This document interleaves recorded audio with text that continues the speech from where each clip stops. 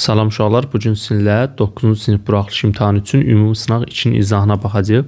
Birinci sualda soruşur, çevrədə AB toxunan və dərəcələr verilib, bizdən CD qövsünün uzunluğunu, yox dərəcəsini soruşur. Yəni CD bax bu hissəni bizdən soruşur da, CD-dən D-yə qədər olan qövsü bizdən soruşur. Yaxşı, necə taparıq? Tez şəkli buradan çəkməyə çalışaq. Buradan da bir dənə toxunan çəkilib. Buradan birini belə uzadıblar və birini də bu şəkildə uzadıblar. Bura C-dir, bura D-dir. Burada belə. Bizə veriblər buranı 45 dərəcə. Onda bura 45 dərəcədirsə, burada bizə veriblər 100 dərəcə. Bunların hər biri nədir? Daxili bucaqdır. Yəni bura 45 dərəcədirsə, onda bunun söykəndiyi BC qövsü neçə dərəcə olacaq? Həmin bucağın 2 misli olacaq da. Düzdürmü? Yəni olacaq neçə dərəcə? 90 dərəcə. Bura yazıram 90 dərəcə BC qövsü. Sonra digər tərəfdən burada C bucağı da hansı qövsdə söykənib? BD qövsünə söykənib. Onda bu qövsdə neçə dərəcə olacaq? Daxili bucaq söykəndiyi qövsün yarısı. Onda burada da 200 yumuş ki, yarısı 100 olur. Deməli, bura oldu neçə? 200. Buranı da fərqli rəngləyək. Burada oldu neçə? 90 dərəcə. Ümumi çevrəmiz neçə dərəcədir? 360 dərəcədir. Onda 360 dərəcədən 90, 200 də bu. Çıxaram 290 dərəcəni, qalar 70 dərəcə. Onda bura CD qövsü neçə dərəcə olacaq? 70 dərəcə. Yəni doğru cavab olacaq birincidə C variantı. Keçək ikinci sualımıza. Görək nə istəyir bizdən. Deyir, A parametrin hansı qiymətində tənlər sistemi sonsuz sayda həll olur? Nə vaxt sonsuz sayda həll olurdu? Orada 3 halı var idi. Yeganə həlli var, həlli yoxdur və sonsuz sayda həlli var. Uşaqlar, bunu mütləq şəkildə əzbərləyin. Yadınızda qarşı, yadınızda saxlayın. Yadınızda saxlaya bilmirsinizsə, əzbərləyin, bir yerə yazın. Yəni ona aid çoxlu testlər işləyin. Deyir, sonsuz sayda həll olanda deməli bizdə hər üçü bir-birinə bərabərdir. Yəni x-in əmsalları nisbəti bərabər olmalıdır y-in əmsalları nisbəti. O da bərabər olmalıdır sərbəst ədlərin nisbətinə. İndi bizdə qiymətləri yerinə qoysaq. Birincidə x-in əmsalı a çıxılsın 2-dir. Bölünsün, burada x-in əmsalı 2-dir. Bölünsün 2-yə bərabərdir. Burada y-in əmsalı 3-dür. Bölünsün aşağıda y-in əmsalı a plus 3-dür. Bu da bərabərdir. Nəyə? 6-da 5-ə. Deməli, bu tənlikləri necə həll eləyəcək? Hər birini ayrı-ayrı da 6-da 5-ə bərabər götürüb çarpaz vurmalıyıq. Birinci bu ikisini hesablasaq, çarpaz vursaq 5 dəfə A olacaq 5A plus 15 bərabər 6 dəfə 3, 18. Yəni çarpaz şəkildə bir-birinə vurdum. Buradan da olacaq 5A bərabər 15-i sağa keçirdəndə qalacaq nə? 18 çıx 15 qalacaq 3. Buradan da A-mız bərabər olacaq nəyə? Elə buradan yazaq 5-də 3-ə. Digər tərəfdən birinci tənliklə bir də sonuncu ədədi bir-birinə bərabər götürməliyik. Çarpaz vuranda 6-nı A-2-yə vuranda olacaq 6A-12 bərabər 5-də 2-yə vuranda eləyəcək 10. Buradan da 6A bərabər 12-ni sağa keçirdən toplayacaq eləyəcək 22. Hər tərəfdə 6-ya böləndə A bərabər olacaq 6-da 22. O da 2 ixtisar gedəndə 3-də 11 qalır.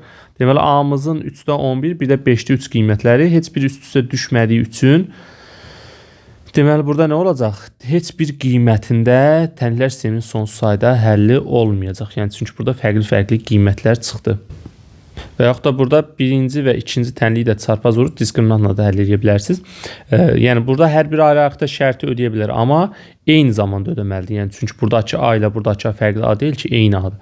Yəni, burada da fərqli qiymətlər çıxdı. Keçək növbəti 3-cü sualımıza. Nə istəyir bizdən? Deyir, kəsini məxrəcin irrasionallıqdan azad edin. Yəni, məxrəcin qoşmasına vurmalıyıq. Plusuna olacaq kök altında 6. Elə birbaşa vuraq. Məxrəcin qoşması olacaq kök altında 3 plus 2 verilib. Biz də çıxmasına vurmalıyıq. Olacaq kök altında 3 minus 2. Bir də yuxarını da təbii ki vurmalıyıq da. Vurub bölürük. Kök altında 3 minus 2. Kəsin qiyməti dəyişməsin deyə. Buradan da vurub atsaq sürəti olacaq kök altında 18 çıxılsın 2 kök altında 6-ya. Aşağıda da olacaq A kvadrat minus B kvadrat. Kök altında 3-ün kvadratı olacaq 3 çıxılsın 2. Bu da 1 eləyir. Heç bir təsiri yoxdur. 18-i belə yazaq da 9 vur 2 kimi. 9-dan 3 çıxar 2 də qalar kökün altında çıxılsın 2 kök altında 6. Varmı belə cavab? Yoxdur. A variantı oxşur. Biz burada nəysə səhv yazdıq mı baxaq. Burada 2-nin kvadratı 4 eləyir. Mənfi 1 qalır. Mənfiyə də bölündə burada işarələri əksinə dəyişməlidir. Bu plus, bu minus olmalı. Olacaq 2 kökün altında 6 çıxılsın 3 kök altında 2. Bəli, A variantı elədir. Doğrudur. Burada diqqətli olmaq lazımdır. Elə bilim 2 də kökün altındadır.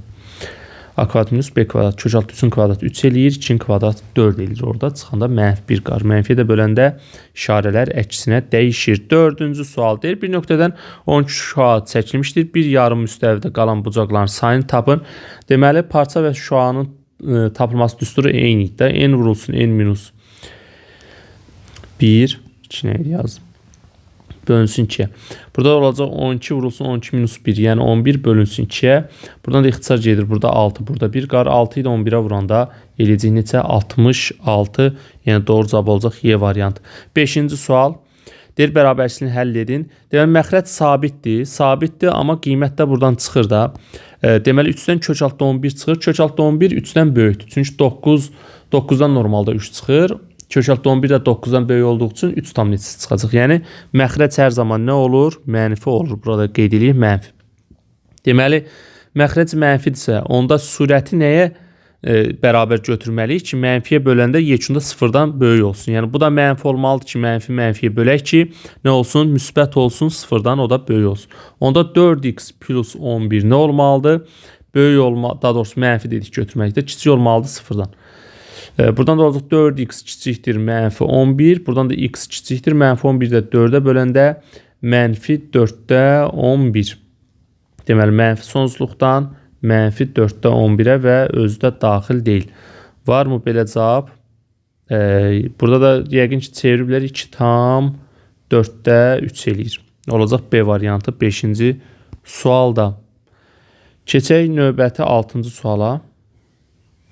Bir dəqiqə. 6-cı sualda görək bizdən nə istəyir?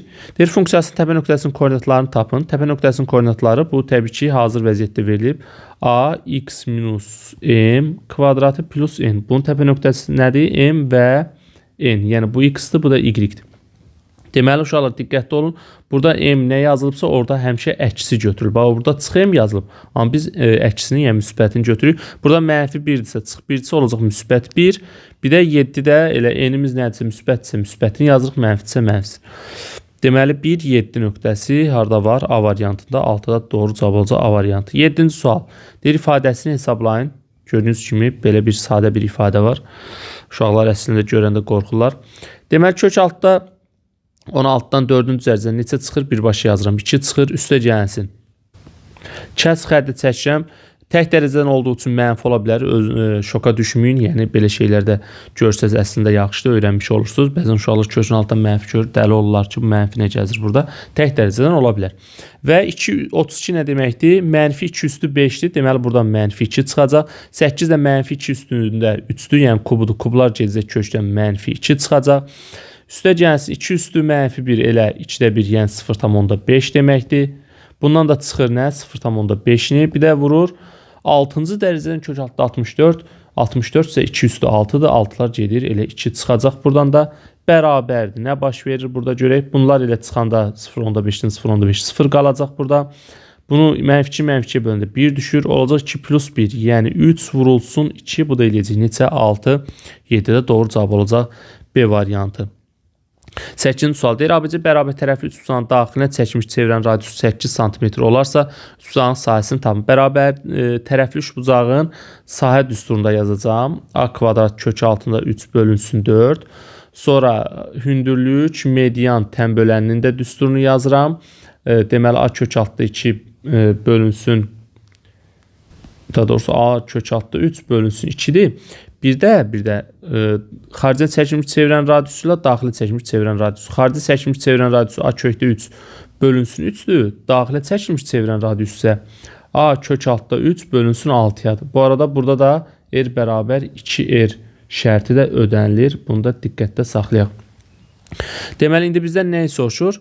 Daxilinə çəkilmiş çevirən. Yəni kiçik yerimiz 8-dir burada. Onda kiçik yerin yerinə 8 yazaq. Sonra tərəfini tapıb sahədə yerinə yaza bilərik. Buradan olacaq nə? 8 bərabərdir A kök altında 3 vurulsun 6-ya. Buradan da olacaq A kök altında 3 bərabər 48-ə. Deməli, burada elə A kök altında 3 heç A-nı tapmağa ehtiyac yoxdur. Lap tapaq. Burada olacaq A bərabər 48 böl kökdə 3. Yəni burada irrasionallıqdan azad eləməyə ehtiyac yoxdur. Çünki burada zaten ixtisar gedəcək sahə düsturunda. Gətirib yerinə yazanda olacaq S bərabərdir. A-nın kvadratı olacaq 48 vur 48. Kök altı 3-ün kvadratı ilə 3 eləyir. Vurulsun kökdə 3. Bölünsün 4-ə. Bu da bərabərdir. Bu da bərabər nə olacaq burada? 3-ün ilə 48-in bir ixtisar gedir. Burada qalır neçə? 16. 16 ilə də bu 4 ixtisar gedir. Burada qalar 4. 48 4-ə vuranda neçə eləyər? 160. 32 də o. 192. 192. Bir də kök altı 3 də yanında. Yəni doğru cavab olacaq Y variantı 8-ci sualdır. Sonra keçək 9-cu suala. 9 deyib 8 yazıram, bəli. 9-cu sualda deyir x vurulsun y çıxılsın 20 bərabər 22 olursa aşağıdakılardan hansı ola bilər? Onda x vur y bərabər 20-ni sağa keçirəndə nə olacaq? Toplayacaq olacaq 42. Bizdə hansı qiymətlər ola bilər? Bir rəqəmlidir. X və y bir rəqəmlidirsə başa düşməm. Yəni bir rəqəmlidirsə onda 14 yazmağın nə mənası var ki? Yəni onda bunlar da səhvdir, bu da səhv, bu da səhvdir. Cavab C olacaq da 9. Heç 9-u hesablamağa ehtiyac yox. Yəni doğru cavab olacaq C variantı. Bir rəqəmli olduğu üçün. Və yaxud da elə alt dəfə 7 42 bir dənə C variantı. Hə, digərləri də ödəyir, amma bir rəqəmli olduğu üçün bir dənə C-ni seçirik. Yəni iki rəqəmli olmaz. 10-cu sual. Belə bir qəribə sual. İki oyun zəri eyni anda atılır. Üst-üzə düşən xallar cəmi 7-dən kiçik olması ehtimalını tapın. Ümumiyyətlə 2 zəri atılırsa ümumi mümkün halların sayı nə qədər olacaq? 36. 3 dənə zər atılanda neçə olurdu? 6 vur 6 vur 6. 216 il. İndi əlverişli halların sayı. Deməli, əlverişli halların sayı. Əlverişli hallar yəni 7-dən kiçik olması ehtimalı.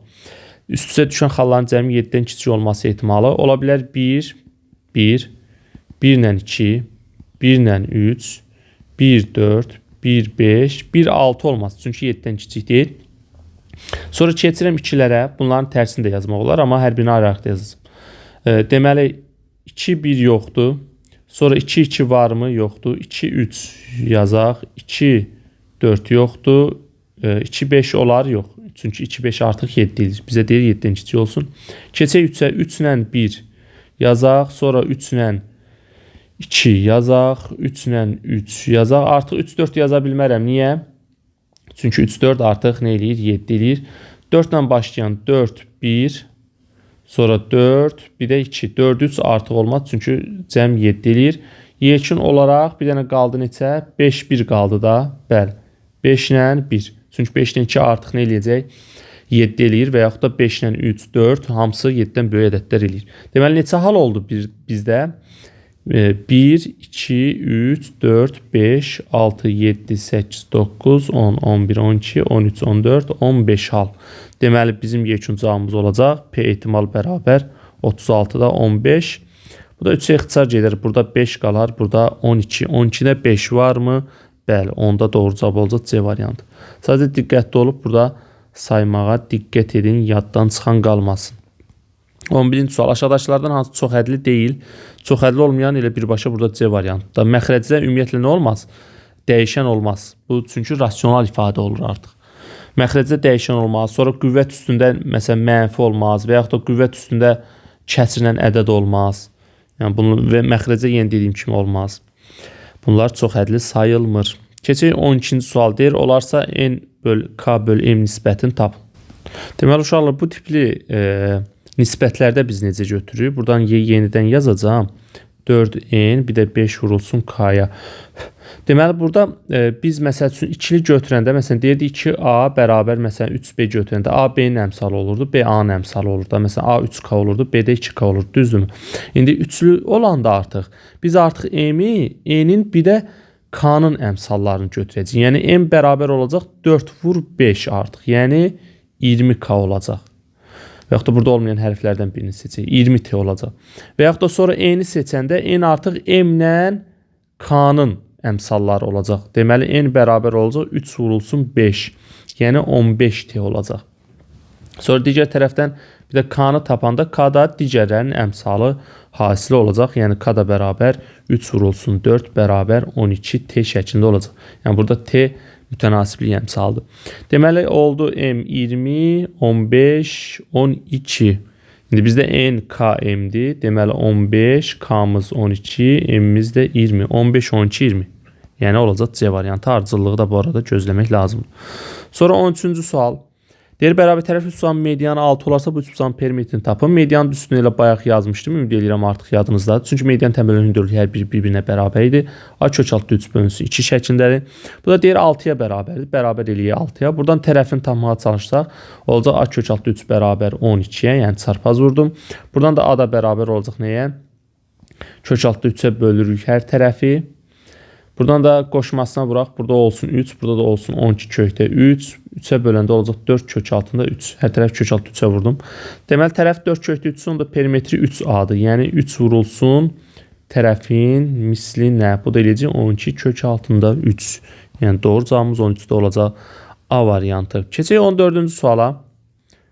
Bu arada canlı da istəyirəm açam. Bilmirəm necə planlaşdıraq. Deyir, aşağıdakı variantlardan hansı yalnız Z çoxluğuna aid olan elementlərdən ibarət? Bu arada istəyirsə şərhlərdə qeyd eləyin. Əgər bura qədər baxan varsa. Biraz sanki ümumi sınaqlara başlayanda biraz baxış sayı çox azalıb. Bilmirəm, artıq uşaqlar başqa yerdən mi baxırlar, yoxsa ümumiyyətlə bayram günüdür deyə sınaqlardan uzaqlaşıblarmı müvəqqəti, bilmirəm. Çalışın sınaqlara baxın mütləq. Hardasa 28 dənə mövzu sınağı izah eləmişik. İndi ümumi sınaqları başlamışıq. Buradan da bir xeyli izah eləsək, bir də əvvəlkinin 9-lara düşmüş sınaqlarını işləsəz, bəs eləyər 25 yazmaq üçün. Təbii ki, nə qədər çox bacarırsa o qədər işləyin. Amma ən azından bunları işləyin. 14-cü sual. Deməli, nə olacaq? Hansı yalnız C çoxluğu? Yalnız C çoxluğuna F-lə L-dir də. C-nin onlarda olmayan F-lə L B variantı olacaq 14-də. Keçək 15-ci suala. Aşağıdakılardan hansı sabit funksiyadır? Sabit funksiya ümumiyyətlə nədir? Sabit funksiya ilk öncə onu bilməliyik. 15-ci sualdır. Y bərabər C sabiti olmalıdır. Yəni 15-də olacaq doğru cavab C variantı. Yəni sabit funksiya sadəcə tək rəqəmdən ibarətdir. Yəni Y bərabər məsəl üçün 5, 5-dən keçən X oxuna paralel olan nədir? Düz xətt və ordinata da perpendikulyar olur. Y bərabər məsələn 5 düz xətt. Bu olur nə? Sabit və yaxud da Y bərabər 3 düz xəttdir. Yəni ümumi şəkildə Y bərabər C sabit funksiyadır. 16-cı sual. Nədir? Oxşarlığa oxşuyur. Deyir, şəkildə ABCD, bu bucaqlar bir-birinə bərabərdir. 3-dür, 6-dır, 5-dir. BD-nin bizdən uzunluğunu soruşur. Onda belə yazaq da. Yəni burada digər bucaqlarda qeyd edib. Bu bucaqla bu bucaq bərabər olacaq, çünki qarşılıqlıdır. Bu iki bucaq bir-birlərinə bərabər olduğu üçün üçüncü bucaq da bir-birinə bərabərdir. Yəni A bucağı da D bucağına bərabər olacaq. Onda A-nın qarşısındakı tərəf 3 bölünsün. Burada ona bərabər olan bucaq D-nin qarşısındakı tərəf 5-ə nisbəti. Bərabərdir burada bu bucağın B bucağın qarşısındakı tərəf 6-nın.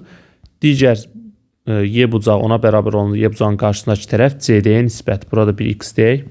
Buradan da təbii ki, bu 2 dəfə böyüyübsə, bu da 2 dəfə böyüməlidir. X bərabər olacaq neçəyə? Ona və yaxud da çarpazla vurub tapa bilərsiniz.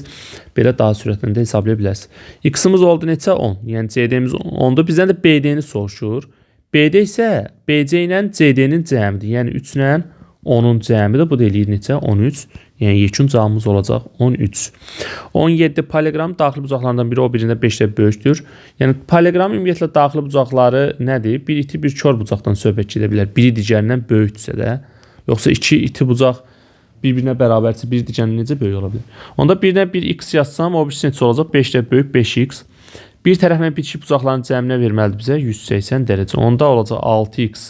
Cəmləri 6X eləyir. 180-ci X-ımız 20 dərəcədir. Böyük bucaq 5 dəfə 20 100 dərəcə olacaq. Yox, biz nəsə 30 eləyirik. Deyirəm də burada nəsə səhv tapdıq. 5 dəfə 30 da nə olacaq? 150 dərəcə.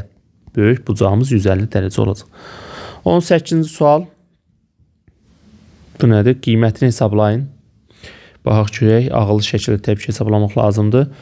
18 olacaq. 13 tam onda 2 vurulsun. 2 onda 6 ilə 3 onda 4 toplayanda neçə eləyir? Eləyəcək 6 çıxılsın. Bu da 4-də 1-dir. 4-də 1 də bölür. 1 çıxılsın 20-də 19. Böləndə tərsinə. 1-dən 20-də 19 çıxanda qalacaq 20-də 1. Bunu da tərsinə eləyir. 1-də 20. Əslində belə yazmaq heç də yaxşı bir şey deyil. 1-də 20. Zaten 20 deməkdir əslində bu. Amma da yenə yazaq da siz öyrənməyiniz üçün hər şey eləyək. Buradan da olacaq nə? 13,2-ni 6-ya məcbur vurmalıyıq da. Neçə eləyəcək? 6-nı 2-yə vuranda 12, 2 yazaq. 1 yadda 1 tam. 6'yı da 13'e vuranda 60, 18, 78, 79 çıxılsın. Buradan ixtisar gedir, qalır 5. 5 çıxanda qalacaq nə? 74 tam onda 2. Razıyıq mı? Ümid edirəm. Düz hesabladıq. 19-cu sual. Nə istəyir bizdən? Qutarmır bu suallar? Deyir, xətti tənliyin sonsuz sayda həlli varsa, bu da çox gözəl suallardan biridir uşaqlar. Buna da nəzər yetirin. Nə vaxt sonsuz sayda həlli olar, nə vaxt həlli olmaz? Bəs yaxşı, indi biz bunları necə həll eləyəcəyik? X-ları bir tərəfə keçirmək lazımdır. Onda olacaq AX çıxılsın 2X, 7-ni də sağa keçsək olacaq mənfi B çıxılsın bir dənə də 7. Buradan X-i ataq, mötərizə xaricdən olacaq A çıxılsın 2 bərabərdir. Mənfi B çıxılsın 7. Sonsuz sayda həll olması üçün uşaqlar, bizdə qaydamız nədir? A-da 0 olmalıdır, B-miz də 0 olmalıdır. Yəni demirəm, aparıb A-nın B-nin yerinə 0 yazın. Yox, qətiyyən belə şey eləməyin. Çox tələbə belə eləyir. Ən çox da əsəbləşdiyim şeydir. Yəni burada məsələ odur ki, bizim ümumi tənliyimiz AX plus B bərabər 0'dır. Yəni burada X-in əmsalı bir də sərbəst hədd 0 olmalıdır. Yoxsa aynen B-nin yerinə 0 yazmırıq. Neyse. Deməli, X-in əmsalı burada A çıxılsın 2 bərabərdir 0'a götürəcəyik. Buradan A bərabər 2. Bir də mənfi B minus 7 bərabər 0'a götürməliyik. Burada yəni sərbəst həddimiz budur da. Bu da bərabər müsbət 7. Hər tərəfdə mənfiyə vuraq. Olacaq nə? B də bərabər mənfi 7. Bizdən də cəmini soruşur. Mənfi 7 ilə də 2-nin cəmi eləyəcək nə? Mənfi 5. Keçək 20-ci suala. Deyir, tili 5 olan kubun nəyini tapın? Tam səthin sayısı. Kubun bütün üzvləri kvadratdır. Kvadratın da bir sayəsi nədir? Kvadratın da sayəsi A kvadratdır. Kubun 6 üzü olduğu üçün S tam bərabər olacaq 6 vur A kvadratı. İndi tili 5-ci olacaq 6 vur 5'in kvadratı. Yəni 25. Bu da neçə? 150 eləməlidir. Bəli. Eləcək 150. Burada da mənfi 5 elədi. Keçək 21-ci suala. Deyir, daxili bucaq xarici bucağına 4-ə bölüş olun. Düzgün çoxbucağın tərəflərinin sayını tapın. Tutaq ki, bizə belə bir çoxbucaqlı verilib. Bu xarici bucağı olsun x dərəcə, bu da daxili bucağı olsun. Daxili bucağı xarici bucağından 4-ə böyükdür. Ümumi cəm nə olmalıdır? Açıq bucağa bərabər olmalıdır. Yəni 180 dərəcə. 4x x eləyəcək 5x bərabər 180 dərəcə. X-im də bərabər 36 dərəcə. Burada 4 dəfə 36 neçə eləyəcək? 144. Burada olacaq 36 dərəcə. Bizdən nəyi soruşur? Tap, düzgün çox tərəflərini say.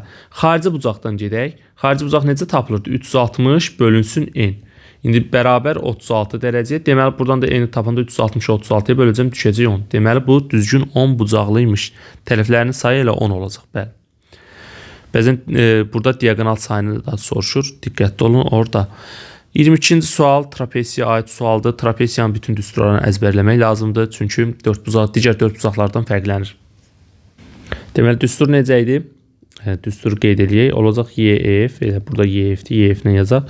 Deməli, olacaq birinci düstur yazaq. Olacaq oturacaqlar. Yəni A vurulsun B, vurulsun 2, bölünsün onların cəmini. İndi bizdə necə olacaq? Bizdə də olacaq 2 vurulsun, 8 vurulsun 20. Yəni oturacaqlar. Bir də 8 ilə 20'nin cəmi. Bu da bərabər olacaq nə? 28'də 2 vur, 8 vur 20'yə. Buradan da ixtisar aparaq. Deməli, neçə ixtisar gedir? Burada məxrəcdə 7 qalacaq deyəsən. 4'ə bölək. Burada 7, bunu 4'ə bölək 2. 2 dəfə 2. 4, 20'yə də vuranda 80 eləyir. 80 böl 7. Bu da eləyəcək 7'yə bölündə 77 eləyir də. 11 tam 7'də 3. Düzdürmü? Bəli. Və yaxud da 7'də 80 də yaza bilərsiniz. 11 tam 7'də 3 də yaza bilərsiniz. Fərq eləməz. Əsas cavabı düz tapın. 23-cü sual. Deyir, kökləri x1 və x2 olan kvadrat tənliyi üçün cəmini tapın. Deməli, belə eləyək. Yəni, bunu çevirmiş kvadrat tənliyi gətirir uşaqlar. Hər tərəfini 2'yə bölək. Yəni, x kvadratın əmsalını. Bunun olacaq x kvadrat minus 3'ü, daha doğrusu plus 3'ü 2'yə böləndə 1,5 x eləyəcək. Minus 0,5 bərabər 0'a. Və buradan da digər tərəfdən bu qiymətləri də yazaq sonra. x1 plus x2 kökləri cəmi bizə verəcək nəyi? X-in əmsalının əksini, yəni mənfi 1,5, kökləri hasili isə sərbəst həddi verəcək. Sərbəst həddim də mənfi 0,5'dir. Və digər tərəfdən gəlin ortaq məxrəc eləyik burada. Ortaq məxrəc eləyəndə birbaşa yazıram bərabərdir. Olacaq x1 vurulsun x2-də. x1-in kvadratı üstəgələk x2-nin kvadratı. Bu da bərabərdir. Surətdə əvəz etmə düsturundan istifadə eləməliyəm. Köməkçi düstur, fərq etməz. Burada olacaq nəyin açılışı? x1 plus x2-nin kvadratının açılışı. Birincinin kvadratı var, ikincinin kvadratı var. Bir də əlavə olaraq burada nə yaranır? Plus 2 vurulsun, x1 vurulsun, x2. Ona görə mən çıx x1 vur x2 yazıram ki, nə olsun? İslah olsun, x1-dən x2-nin kvadratı qalsın. Məxrəcdə elə olduğu kimi yazıram. İndi qiymətləri yerinə yazacağım. x1-dən x2-nin kvadratı -1/5. Burada kvadratı var. -1/5-in kvadratı müsbət 2,25 eləyər. Çıxılsın, 2 vurulsun. -0,5 elə bunu plus eləyəcək. Vur 0,5. Məxrəcdə də nə var? -0,5 var. Yenə kökləri açsın. Hesablayaq. Nə olar burada? Olacaq 2,25 üstə gəlsin. 2-ni də 0,5-ə vuranda 1 eləyir. Bölünsün -0,5. Bu da bərabər eləyəcək 3,25 bölünsün -0,5. Bu da bərabər olacaq nəyə? Yəni bunu belə biraz sadələşdirək. Bunu 5 eləyək. Hər tərəfini 10-a vuraq. Bunu da 32,5 eləyək. 32-ni də 5-ə böləndə neçə düşəcək? Zaten mənfisi çoxdan var. Çünki müsbət ədəd mənfi ədədə bölürük. 32-nin içində 5 6 dəfə. 2-nin içində yoxdur. 25-in içində 5 dəfə. -6,5 olacaq bizim cavabımız. Sonra 24-cü sual. Deyir n daxildir natural ədədə və 4-dən kiçikdir. Kəsilən cəmi tap. N natural ədəd və 4-dən kiçikdirsə, onda hansı qiymətlər alar? 1, 2, bir də 3. Qiymətləri yerinə yazalım. 1 yazanda olacaq 1 çıxılsın, 1 bölünsün 1. Bu zaten 0 eləyir. Sonra 2 yazanda olacaq 2 çıxılsın, 1 bölünsün 2-yə. Bu eləyəcək 0,5 və yaxud da 2-də 1. Bir də 3 yazanda olacaq 3 çıxılsın, 1 bölünsün 3. Bu da eləyəcək 3-də 2. Bu tam bölünmür. Onda biz bunu da elə kəsinə yazaq. Ortaq məxrəc eləyərik. Olacaq 0 üstə gəlsin. 2-də 1 üstə gəlsin. 3-də 2. Ortaq məxrəc 6-dır. Bu zaten 0-dır. Bunun bir təsiri yoxdur toplamada. Bunun hər tərəfini belə yazaq. 3-ə vuraq. Bu olsun 6-da 3 üstə gəlsin. Bunun hər tərəfini 2-yə vuraq. 6-da olsun 4. Bu da eləyəcək nə? 6-da 7 və yaxud da 1,6-da 1 şəklində. Fərq eləməz necə yazırsınız. Yazın. Əsas odur. Düz yazın. Əsas məsələ. Bu da kim barmağıdırsa artıq. 25. 3 ədədin yəni yeridir şagird. Baxan şagirdlər deyir, müəllim yeri deyil. İmtahana hazırlaşır. Yaxşı olar uşaqlar, kef eləyin. Asan düşəcək suallar yazasınız. 3 ədədin cəmi 376-dır. Birinci ədəd 120, ikinci ədəd birincidən 30% çox, üçüncü ədədin 20%-ni tapın falan filan. Yaxşı, bura birinci ədədləri yazaq. Mənim də başım qarışdı. 3 dənə ədədimiz var, bir onu bilirəm. Cəmləri 376. Deyir, birinci ədəd 120. Bu konkret qiyməti var da artıq 120. İkinci ədəd birinci ədəddən 30% çox. Yəni 30% çoxdursa, onda 120, yəni 130%-in birbaşa tapım da. Bir də 30%-in tap üzərinə gəlmir. Birbaşa 130%-in tapaq, bölünsün 100. Sıfıra getdi, 12-dən 13-ə vuranda neçə eləyəcək? 156 eləməlidir. 100, bir dəqiqə, 156. Olacaq 156. Digər tərəfdən sonra nə deyir? Deyir, 3-cü ədədin 20%-ni tapın. Deməli, 3-cü ədədə 1x-dir. Bunların cəmi nə olmalıdır? 376. Onda olacaq x üstə gəlsin. 120, 156, 120, 156 bərabər 376-dan çıxmalıyıq. Buradan da x bərabər olacaq. Bu ikisinin cəmi neçə eləyir? Toplayaq. 6, 7, 2, 276. Buradan da x bərabər olacaq. 376-dan da 276 çıxanda qalacaq 100. 100-ün də 20%-i elə 100, elə 20 eləyəcək də. 100 vur 20 böl 100. Buradan yüzlər ixtisar gedir. Qalır nə? 20-nin özü. Yəni doğru cavab olacaq 20. Bugünlük bu qədər. Özünüzə yaxşı baxın. Sınaqları mütləq şəkildə işləyin. Abunə olub bəyənsəz də sevinərik. Şərh fikir bildirsəz də əla olar. Sağ olun. Özünüzə yaxşı